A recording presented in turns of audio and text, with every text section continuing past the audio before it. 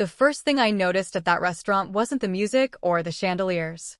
It was the sound of crystal glasses and polished silver, the way money has a volume all its own. My grandfather lifted his champagne flute, the cut glass catching every bit of light in the room, and smiled directly at me. "So, Harper," he said, his voice warm and casual, "are you still letting that $2.8 million trust just sit there, or are you finally spending some of it on yourself?" For a heartbeat, I thought I'd misheard him. Then my stomach dropped so fast my vision tunneled. I set my fork down before I dropped it. "What trust?" I asked. The words came out thin and too loud at the same time. Every conversation at the table stuttered and died. My mother's hand froze halfway to her wineglass, fingers curled like she'd grabbed an electric wire. My father's jaw worked once, twice, like he'd just swallowed something sharp. Across from me, my little brother Owen went completely still, eyes flicking between our grandfather and our parents like he'd just walked into the middle of a crime scene. Grandpa didn't blink. "The trust one opened when you were born," he said quietly. "The one your parents have been managing for you since you turned 21. The back of my neck went cold. I was 28. 7 years. 7 years I'd been eating store-brand noodles and working double shifts. Across the table, my mom gave a strained laugh that didn't sound like hers. "Dad, you're confused," she said quickly. "We talked about moving some of that money when the market dipped, but Harper doesn't have a—" Grandpa cut her off without raising his voice. "Claire," he said, using the tone I'd only ever heard in boardrooms, "I'm not confused. I'm asking a simple question. Where's my granddaughter's trust?" Nobody answered. The birthday candles on the tiny dessert they'd ordered for me were still unlit. I stared at the untouched plate and realized this wasn't a celebration. It was an audit. And for the first time, I wondered just how long my family had been hoping I'd never ask the right question. Hey everyone, I'm Harper, and this is the story of how I found out at my own birthday dinner that there was a multi-million-dollar trust fund in my name, and that my parents had quietly drained almost all of it. It's about money, sure, but it's more about what happens when you finally stop accepting "we did our best" as an answer and start asking for receipts. If you've ever been the child who was told to be grateful while you scraped by and watched someone else live off what should have been yours, this one might feel uncomfortably familiar. If it does, you're not alone here. Leave a comment, share your story, or just listen and know that somebody gets it. Now, let me back up. My name is Harper Lewis. I live in Chicago now, in a one-bedroom walk-up with radiators that hiss all winter and a view of the alley that smells like old pizza and wet cardboard whenever it rains. I'm a medical illustrator. Basically, I draw hearts and livers and surgical diagrams for textbooks and hospitals, and in a good year, I clear a little over $62,000 before taxes. It's not glamorous, but I love it. My parents, on the other hand, love things you can put in a brochure. They live 20 minutes north in a lakeside suburb full of stone driveways and perfectly trimmed hedges, in a 5-bedroom house with a 2-story foyer and a kitchen that has never once been cooked in without someone posting it on Instagram. My dad, Mark, runs a chain of car dealerships. My mom, Claire, calls herself semi-retired, which mostly means managing charity luncheons and vendor lists for country club events. Growing up, the rule in our house was simple. We do not talk about money, we just display it. Success meant new granite, new cars, new trips. What I felt or needed never really entered the equation. When I got into an out-of-state university on a partial scholarship, I cried in the driveway from relief. When I asked how we'd handle the rest of the tuition, my mom handed me a glossy folder about responsible student loans and said, "This will be good for you. You'll appreciate things more." By the time I graduated, I had $88,000 in debt and a degree I'd fought for on 3 jobs and 4 hours of sleep a night. My parents flew in for the ceremony, took a few photos, and gave me a slim box at dinner. Inside was a leather planner embossed with "Follow Your Dreams" in gold script. I said thank you. That night in my sublet room, I stared at the payment schedule on my loans and realized "We're so proud of you" didn't come with a check attached. I told myself it was fine. Plenty of people did worse with less. I took on hospital contract work, then freelance illustration jobs, living off cheap takeout and the free coffee in clinic break rooms. Whenever I tried to talk about money, the conversation slid away. If I mentioned rent going up, my mom would say, "Well, maybe skip brunch for a while," as she texted from a resort in Cabo. If I admitted I was scared about an unexpected bill, my dad would reply, "You're smart. You'll figure it out," and then send me a photo of his new watch. The only person who really understood the numbers with me was my roommate and best friend, Tessa. We'd sit at our wobbly kitchen table, comparing bank balances like weather forecasts. When I picked up extra freelance work, it wasn't for vacations. It was to keep the lights on.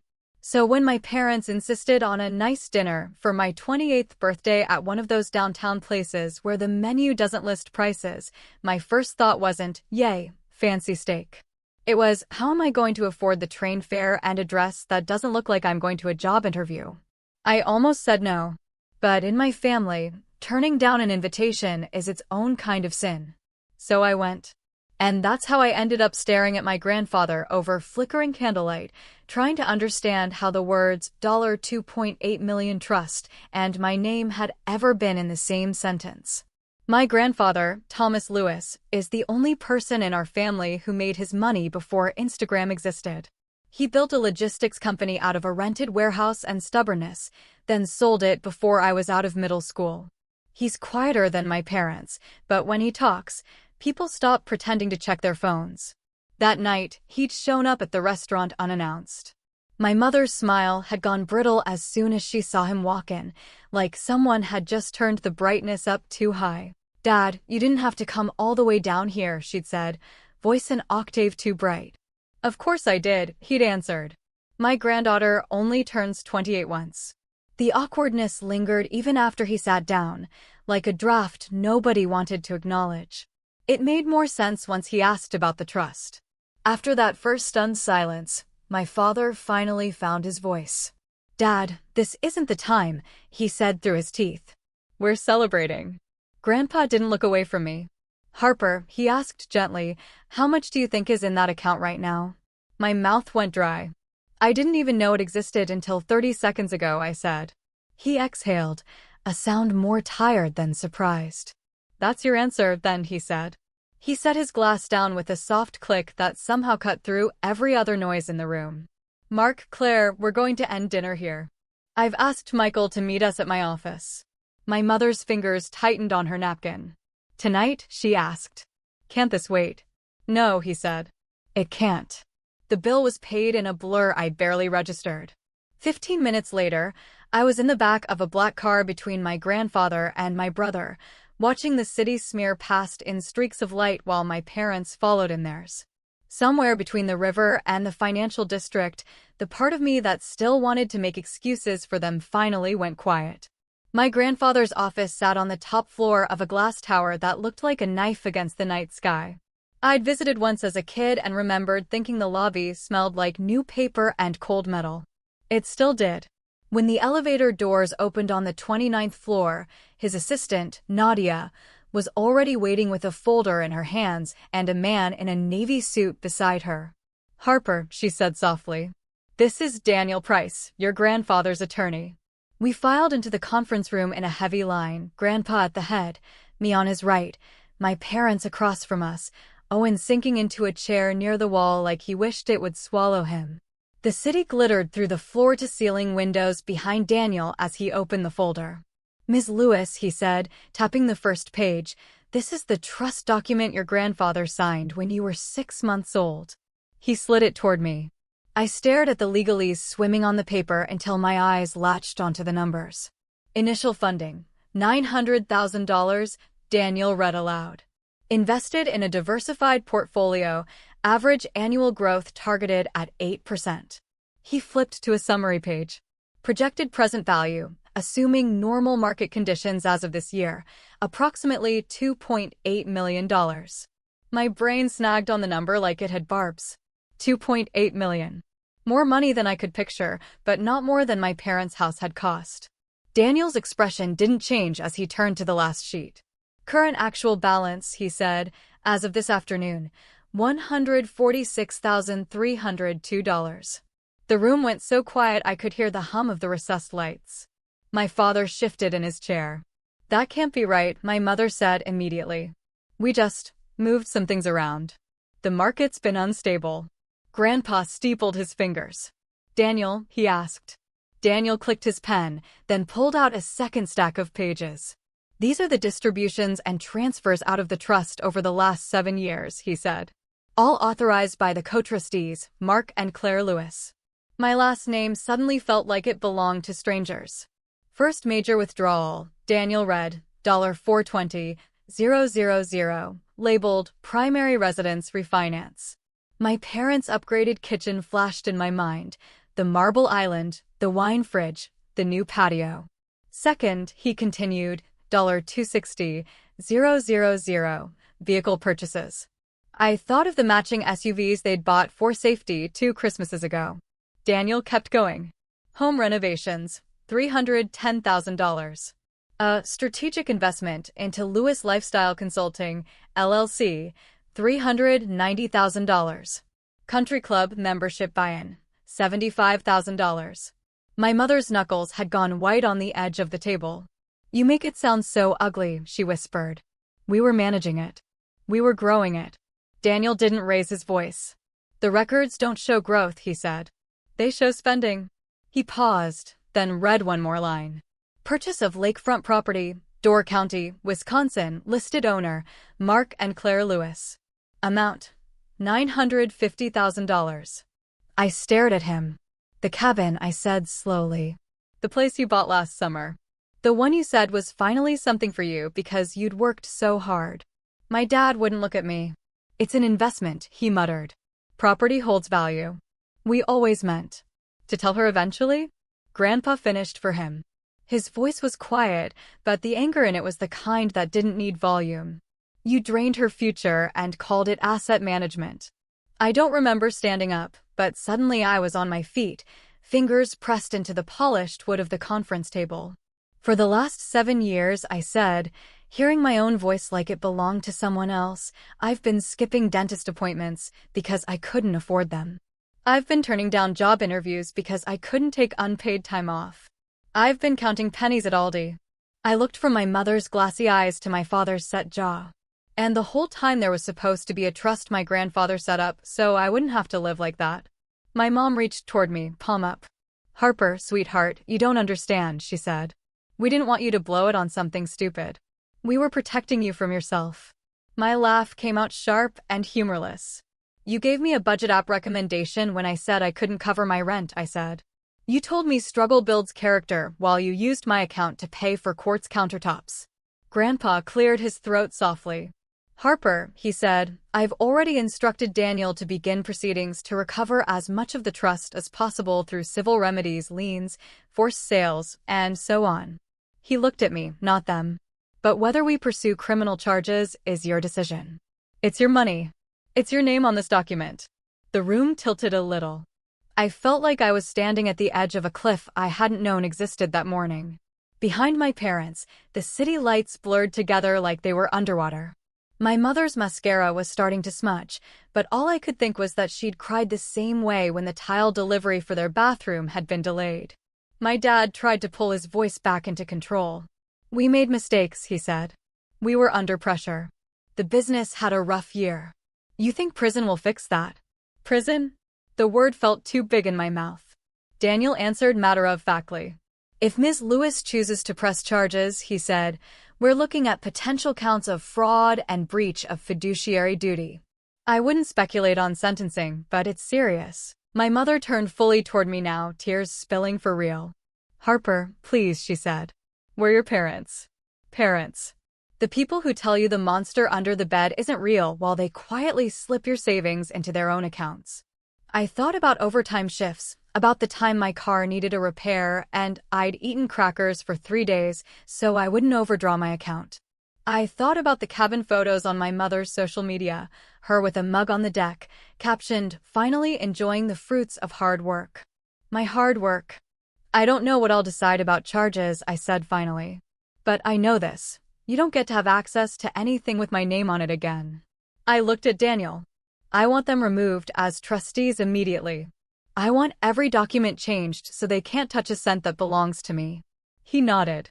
We've already prepared those forms, he said. It just needs your signature. My hand didn't shake when I picked up the pen. For the first time in a long time, I wasn't acting out of fear or obligation. I was drawing a line. The weeks after that night blurred into an exhausting parade of emails, signatures, and numbers. Daniel and his team moved faster than I thought lawyers could move. They froze the cabin. They put holds on my parents' club membership refund and on one of the SUVs. They started the process of forcing a sale on the house they loved to show off. I didn't feel triumphant. Mostly, I felt tired. Grandpa called every few days, not to push, but to check in. He told me, calmly, that an agreement was on the table. My parents would sign over the lake house and other remaining assets in exchange for me pursuing only civil, not criminal, action. Do you want them in handcuffs? He asked once, not unkindly. I sat with that image, them in orange jumpsuits, me in a courtroom. It didn't make my chest feel any lighter.